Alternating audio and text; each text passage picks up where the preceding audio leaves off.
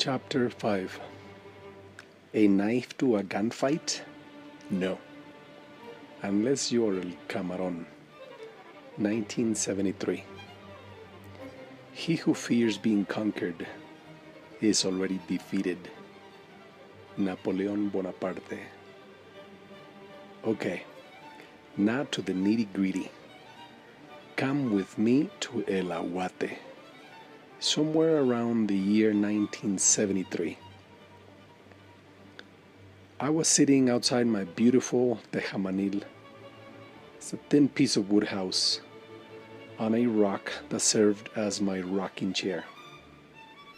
Underneath a wholesome almond tree, eating a bolillo with cheese and chile and vinagre and a cold Coke.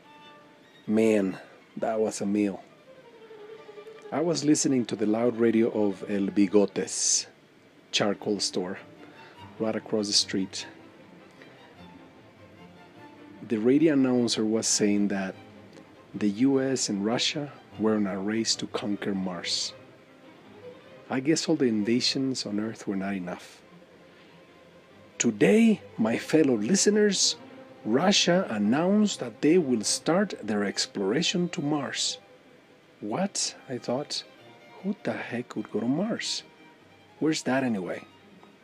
I was about 8 years old, and was the first time that I would witness a killing outside my house in El Aguate, my childhood neighborhood. Houses in El Aguate ranged from wood shacks with stilts, holding the almost falling house walls built by poor families, to the 3-story brick houses built by public servants, putting taxpayers' money at work, or by up-and-coming drug lords. People in the neighborhood might have had different houses, different modes of transportation. Some had donkey carriages, other brand new cars. Some had nothing. Some had a lot. But we all had one thing in common. We all were living here. We all were from El Aguate. We all had to live or die by the neighborhood rules. "Remember me, pendejo," said Don Fausto, an out-of-shape middleman, pointing what looked like a .38 special revolver at El Camarón, a young guy, not older than 23. "Si, señor, I remember you. I also remember your wife," said El Camarón, reaching for his hunting knife. It was so big that it looked like a machete. People sitting and gambling outside El Camarón's house started putting down their cards, taking the money stacked on the table, and slowly walking away. They sensed an imminent battle. People stopped talking and started to move out of the way. It felt like one of those moments in bullfights when the doors open. The doors where the bull is about to be unleashed.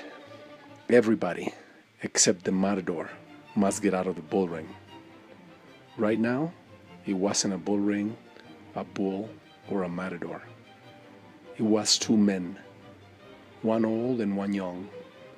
Two men about to prove their manhood. "I told you to stay away from my wife, but you won't. Do I have to kill you so you get the message?" said Don Fausto, hands shaking, pale face, and white knuckles from clenching the gun. El Camarón and La Mamba, Don Fausto's wife, had been having an affair for a little over a year now. Everybody knew it, except Don Fausto. He found out about it a couple of weeks ago and had asked, very politely, that El Camarón stop coming around his house. Don Fausto, almost 50, had married a 17-year-old girl from a nearby ranch. That's what financially stable old men did. They bought love and paid the price with a high-interest tag, like the one Don Fausto was about to pay. "What? How are you gonna do that, old man?" El Camarón stood tall, machete in hand, as confident as a tiger ready to strike. El Camarón was a day laborer, strong like a horse, fast, and seemingly not scared at the moment. How am I gonna do that, asshole? I'm going to pull a bullet between your eyes. That's how I'm gonna do it. You died today, you mother effer, cried Don Fausto louder, walking towards El Camarón.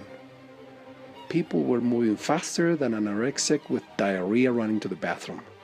They were storming out of the line of fire. That did it. That was the bomb's detonator trigger going off. What happened next was a memory that will forever be in my mind. Everything slowed down. Like a dormant, poisonous predator, El Camarón stood still. He waited, nostrils dilated, tense body, hands clenched, eyes focused on every detail in front and around him. This was truly a do-or-die moment. Don Fausto kept walking slowly towards El Camarón, slowly raising his gun, aiming at the chest. Pay attention, mijo. This is how you kill a man. Remember this, I heard Don Bigotes whisper. Somebody, please, somebody, tell him to stop. I'm scared, tell him to stop, please. Julia, my cousin visiting from Tijuana, cried and screamed with an anxiety and a fear she had never felt before.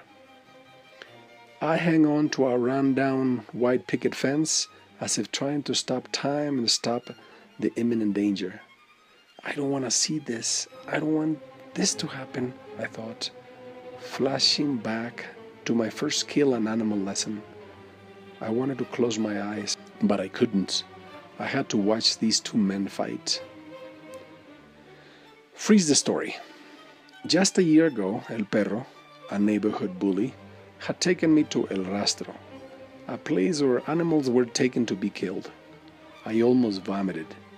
There were rivers of blood everywhere, inside spilling over from gutted animals, freshly skinned and still alive pigs, the stench of death, goats screaming for their lives, people walking around covered in blood. El Rastro scene reminded me of one of those Chainsaw Massacre movies where blood was so thick that when you walked on it, it seemed as if you were stepping on melted chewing gum. Hold the knife softly, then tighten it before you strike. Slice first, slice then plunge. Keep those moves following, slice and plunge, in one smooth move. Get used to it. One day you'll thank me for it, El Perro said, smiling and slicing the goat's armpit, cutting an artery, then plunging the blade in the screaming goat heart. Then, and only then, stopping the crying of the goat, he sliced the crying goat throat. Back to my story. Bang, bang, bang. Shots were fired. I was brought to reality violently. Somebody was going to die right now, in my presence, and nobody was doing anything to stop this medieval event. Again, every move, every facial expression, every sidestep seemed to be done almost choreographed. El Camarón couldn't believe it. Don Fausto had missed, but it wasn't over. Don Fausto still had 3 more bullets. My uncle Isidro had told me once that a .38 special revolver held 6 bullets. "Arg, you mother effer!" cried Don Fausto. When El Camarón launched his first machete attack, Don Fausto had been cut deeply on his right arm, the one holding the gun. He dropped it but knelt down to grab the gun with his left hand. He crawled backwards when El Camarón walked towards him. Bang, bang, bang. Don Fausto shot at El Camarón again and missed again. He had missed again. He had used all of his bullets. "Pay attention, mijo. Here comes the kill," I heard El Bigotes whisper. It looked as if he was enjoying this. He was up on his feet behind a 6x6 wooden support beam outside his charcoal shop. He winked at me and looked like a sports fan transfixed. watching one of those soccer games when the forward is alone in front of the goalie, ready to score the winning goal. Shunk! Vst. The machete flew through the air with the grace of a Japanese samurai, and the vst slice. It was over. El Camarón looked around, stooped down, cleaned his machete on the dead man's shirt, and walked away. He walked away. Nobody said anything. Nobody did anything. People walked back into the houses, and the screaming and crying widow ran over to the fallen husband. La Mamba hugged the motionless body and shook and yelled with a pain I'd never seen before.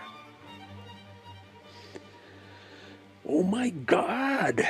cried my grandma, waking from the spell that everybody had seemed to be in. "Why are you here? You know how dangerous this is? Go inside now." "Thanks for nothing, stinky old man," Grandma yelled at Don Bigotes.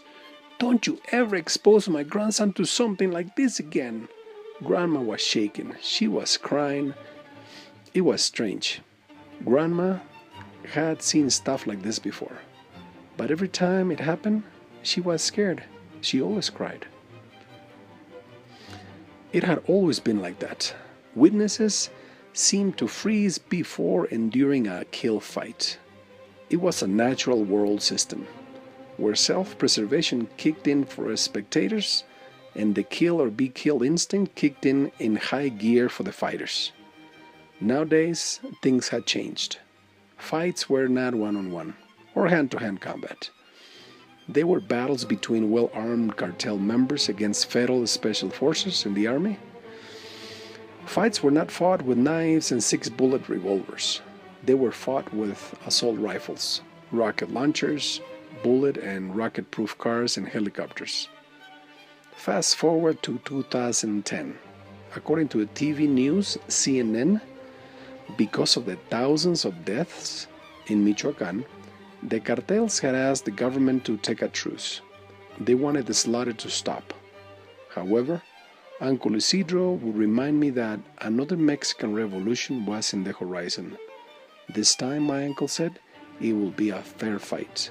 The citizens of Mexico, the mafia citizens anyway, will be well armed. The people of this town and this country are tired. Tired of being oppressed, tired of being pushed and abused. We are ready. The question is the government ready?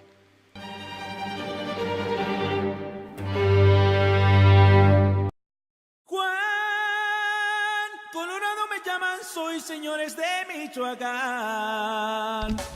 Ya están los más salidones al mirarme, muchos se van.